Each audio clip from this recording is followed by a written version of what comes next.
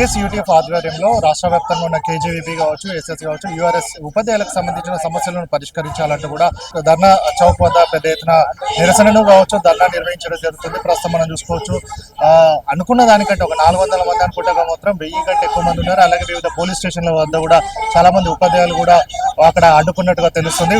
రాష్ట్ర నాయకులు ఉన్నారు, వారిని అడిగే ప్రయత్నం చేద్దాం. సో చెప్పండి, అసలు కాంట్రాక్ట్ వ్యవస్థ అంటేనే అసలు ఉండొద్దు సుప్రీంకోర్టు గైడ్లైన్స్ కి ఇవన్నిటికి, అయినప్పటికీ కూడా అందరూ కష్టపడి పనిచేస్తున్నారు, అన్న పనికి తగ్గ వేతనం కూడా అందట్లేదు. ఇన్ని సమస్యలు ఉండగా కూడా ప్రభుత్వం ఎందుకు ఇంత మొద్దు నిద్రపోతుంది?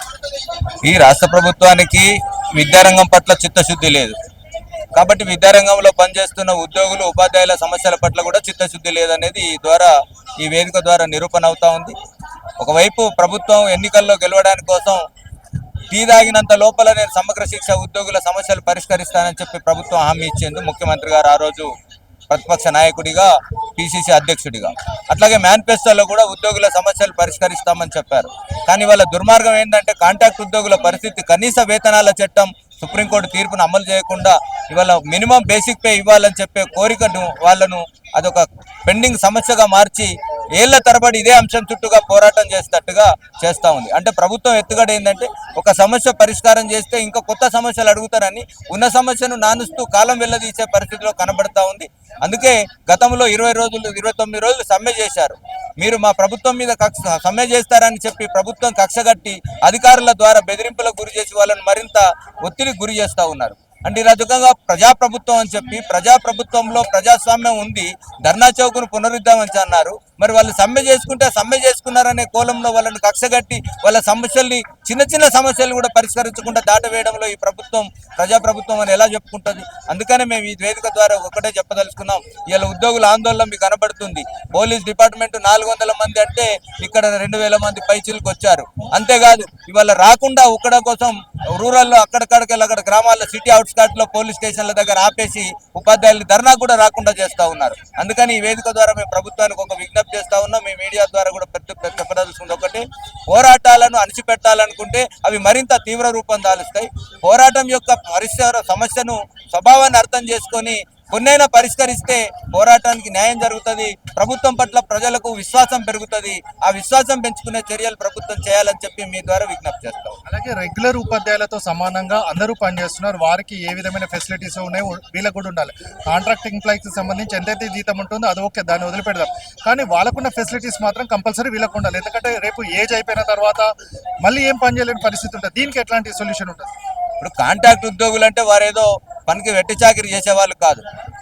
ప్రభుత్వం వేతనాలకు ఆర్థిక భారం కాకుండా కొంత తగ్గించి వేతనాలు తీసుకుంటే ఓకే, కానీ ఉద్యోగులతో పాటు ఉండాల్సిన కనీసం సెలవులు పెట్టుకునే మహిళా ఉద్యోగులు అన్నారు. వాళ్ళు మహిళా ఉద్యోగులకు వాళ్ళ రెగ్యులర్ ఉపాధ్యాయులకు 27 సెలవులు ఉన్నాయి, వీళ్ళకు 15 ఇస్తున్నారు. ఆ 15 కూడా 2 పెట్టుకోవాలి, 3 పెట్టుకోవాలి, ఇట్లా పెట్టుకోవద్దు అట్లా పెట్టుకోవద్దు అని అధికారుల వేధింపులు కూడా ఎక్కువ ఉన్నాయి.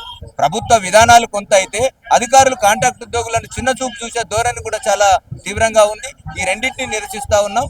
కాంట్రాక్ట్ ఉద్యోగులైనా సరే ఎవరైనా సౌకర్యాల విషయంలో, అది ఆరోగ్యం కావచ్చు, లేదా హెల్త్ కార్డు కావచ్చు, రిటైర్మెంట్ బెనిఫిట్స్ కావచ్చు, ఇవన్నిటి విషయంలో కూడా కాంట్రాక్ట్ ఉద్యోగులకు కూడా సరైన న్యాయం జరిగేటట్టుగా ప్రభుత్వం ఆలోచించాలి. మానవత్వంతో చేయాల్సిన పనులను పోరాటాలు చేసి సాధించుకోవడం ద్వారా ప్రభుత్వానికి క్రెడిట్ రాదు, చెయ్యక తప్పదు. అంటే గతంలో మంత్రి దగ్గరికి, అంటే విద్యాశాఖ మంత్రికి వెళ్ళి చెప్పే పరిస్థితి ఉంది, కానీ ఇప్పుడు ఉన్న ముఖ్యమంత్రికే విద్యాశాఖ కావచ్చు, హోంమంత్రి కావచ్చు, అన్ని శాఖలు ఆయన వద్దనే ఉన్నాయి. మరి ఎవరికి విన్నవిస్తారు? మీ సమస్యకు ఎప్పుడు క్లియర్ అవుతుంది? ఇక్కడ అదే ఉంది పరిస్థితి. వల్ల ఉపాధ్యాయ విద్యారంగంలో సమస్యల పరిష్కారం కాకపోవడానికి ప్రధాన కారణం ఏంటంటే రాష్ట్ర స్థాయిలో ఉండాల్సిన సెక్రటరీ కానీ డైరెక్టర్ గారు కానీ సెక్రటరీ గారు అందుబాటులో ఉండరు, ఉపాధ్యాయ సంఘాలతో సమావేశం అయ్యారు, స్వచ్ఛంద సంస్థల సమావేశాలు పెట్టి విద్యా విధానాల రూపకల్పనకే పరిమితం తప్ప అసలు సమావేశాలు జరపడం లేదు. ఇదొక బాధ. మంత్రిగా విద్యాశాఖ మంత్రికి చెప్పుకుందామంటే మంత్రి గారు లేరు. మంత్రి గారు ఉన్నా లేకపోయినా మాకేం ప్రాబ్లం లేదు. ముఖ్యమంత్రి గారు విద్యారంగాన్ని ప్రత్యేకంగా సమీక్షిస్తానంటున్నారు. కాబట్టి మేము చెప్పదలుచుకుంది ఏంటంటే మాకు యాక్సెసిబిలిటీ రావాలంటే అధికారులని పదే సంఘాల ద్వారా పిలిచి చర్చలు జరిపే పరిస్థితిని అధికారులకు ఇవ్వాల్సిందిగా ముఖ్యమంత్రి గారికి మీ ద్వారా మేము విజ్ఞప్తి చేస్తా ఉన్నాం. రాష్ట్ర వ్యాప్తంగా ఉన్న ఉపాధ్యాయులకు సంబంధించి, కాంట్రాక్ట్ ఉపాధ్యాయులకు సంబంధించిన సమస్యలను పరిష్కరించాలని విద్యాశాఖ మంత్రిగా సీఎంఏ ఉన్నారు. కాబట్టి ఏదో స్వచ్ఛంద సంస్థలు కావచ్చు వాళ్ళతో వీళ్ళతో పెట్టేసి తెలంగాణ విద్యా సంస్థలు ఏర్పాటు చేస్తున్నామని కూడా ప్రగల్భాలు కాకుండా ఇక్కడ ఉపాధ్యాయులతో, అంటే రెగ్యులర్ ఉపాధ్యాయులతో సమానంగా పనిచేస్తున్న ఈ కాంట్రాక్ట్ ఉపాధ్యాయులకు సంబంధించి కూడా వాళ్ళ సమస్యలను చిన్న చిన్న సమస్యలే కాబట్టి వాటిని అన్నిటి కూడా పరిష్కరించాలని కూడా చెప్తున్న నేపథ్యం కనబడుతుంది. ప్రభాకర్తో గణేష్ సమయం టీవీ హైదరాబాద్ నుంచి. ఈ వీడియోపై మీ అభిప్రాయాన్ని కమెంట్ బాక్స్లో తప్పకుండా తెలియచేయండి. అలాగే ఈ వీడియోని లైక్ చేయండి. మీరు చేసే ఒక్క లైక్ మరిన్ని వీడియోలు చేయడానికి మాకెంతో ప్రోత్సాహాన్నిస్తుంది. సామాన్యుడి కోసం మేమందించే సమాచారం కోసం సమయం టీవీ ఛానల్ని ఇప్పుడే సబ్స్క్రైబ్ చేసుకోండి.